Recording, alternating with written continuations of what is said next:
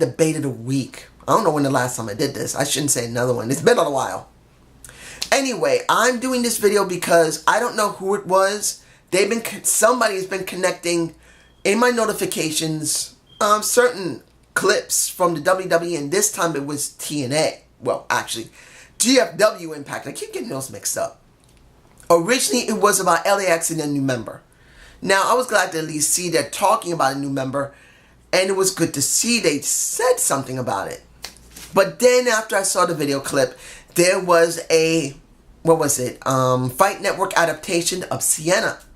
Now, I've never seen the adaptation from the Fight Network before. I know they did a couple of them with Braxton Sutter, with Ali, with Davey Richard. You know why, how I know? It's because after I saw Sienna, I went to see if there was any more, and I saw about 4. I know there's probably more, but 4 have been done. And you guys tell me below, if you go and look for the Fight Network adaptations, Braxton Sutter has maybe 8 or 9 minutes. Ali has 8 or 9 minutes. Sienna has 21 minutes. Davey Richard has 21 minutes. Why? That's kind of a surprise to me personally. I would have thought they would give everyone some equal time to really say what their passion was, what they enjoyed. So you gave 2 wrestlers 21 minutes while you only gave other wrestlers, and one of them is Ali, who's still pretty over 9 or 8 minutes. Anyway, when it came to Sienna's video and her adaptation, you're going to compare WWE quality compared to this. It is obvious the quality is very poor. It's just no way they can keep up with the production value. It just isn't there. It doesn't mean it was bad. It's just there's no way. This is WWE. This is GFW. This is how it is. This is how it is. There's nothing you can do about that. But if you make sure that your content of that video, taking away from the videos of the wrestling and the pictures of the family, if it means something, has substance, it can easily compensate for that. Now, was the content Sienna was talking about good? Actually, it was pretty good. Hearing how she got started, hearing that after she left college, because really, foreign studies, I believe she was doing, learning about Spanish, learning about European history, I believe, and other stuff. She just wasn't passionate about it. She loved wrestling as a kid. She wondered what her passion was. She thought about wrestling, then she became a wrestler. And how she began to rise out of wrestling. How Gail Kim was her first opponent on, at the time, TNA Impact, and the one night only for the women. That was actually pretty informative. I never did see that one night only with the women, where they were bringing in new women like Sienna, N.K. Jenkins, and a couple other people that we have not seen in a long time. But it was good to see it. To see that it was mentioned. Also hearing that she has 2 brothers that's in mixed martial arts. And she has been practicing for years.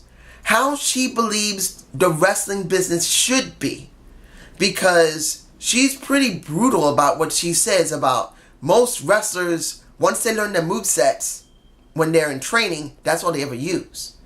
And in her case, which is kind of like promoting herself, saying that I'm better than everybody else because I want to be more dynamic, I study and do mixed martial arts.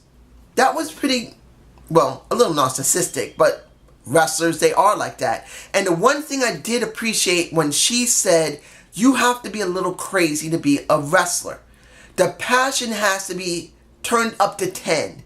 Because taking bumps, as in the business, is talking about actually putting your body, landing on the mat. That's not really a mat. It's more like a canvas with a very thin mat and wood and springs under it. That shocks your back. You have to really have a good constitution to take that. Not everyone can. And she made it very clear. You got to be a little crazy to be a pro wrestler. You got to want it. You got to need it. And I'm glad that she did say that. She didn't try to sugarcoat it. She tried to say that her performance has to be as high as possible, and she wants to raise the bar for Impact Wrestling. Now, that's not something that's uncommon in Impact Wrestling. Everyone has been saying that for years, trying to make it as good as it was in this time period. In her case, it's 2009. She wants 2009 back. It just hurts me to see that because of bad promotion and booking, you're not going to get that.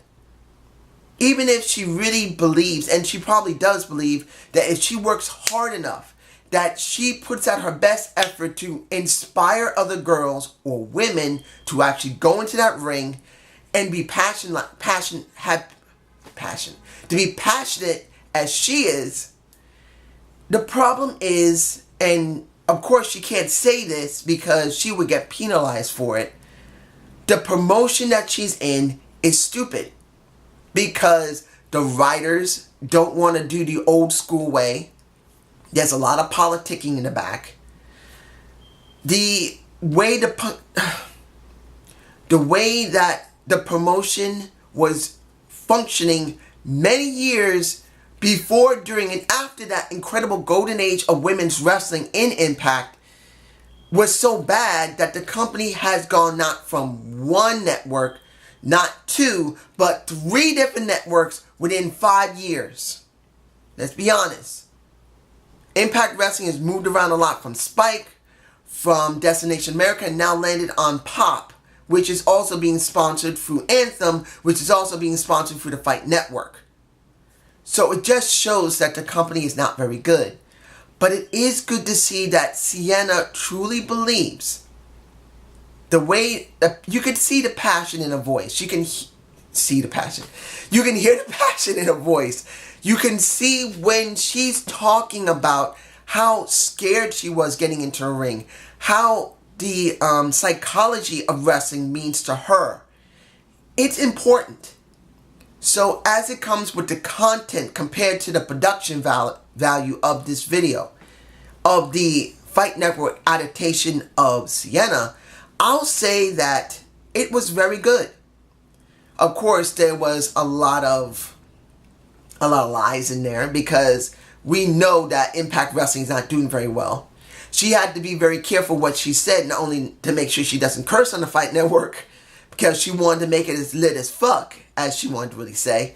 But in the end, she can't say, I want to fix this place, but they're not letting me because they won't book me properly or give me a proper storyline along with the other women.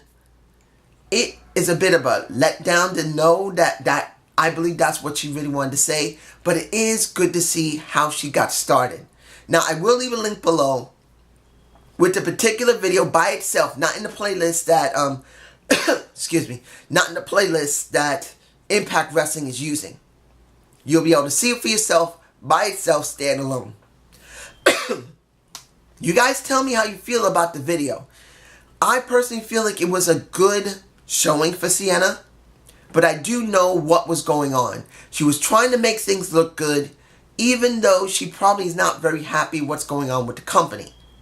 But she was being mostly honest, she was being a bit narcissistic, and she was a bit of a liar.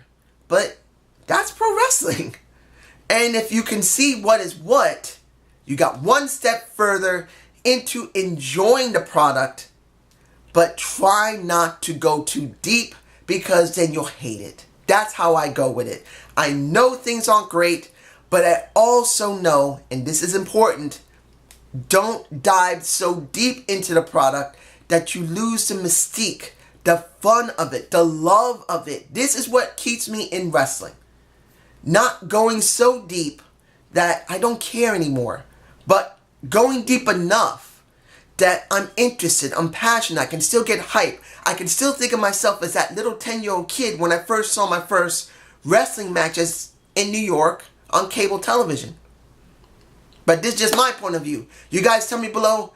I hope you enjoyed this debate of the week. Please leave me a comment below. Oh, and don't say this often, but click the bell next to the subscription so you know when my next videos will come out if you don't already know. Have a good day. Have a good night. Peace.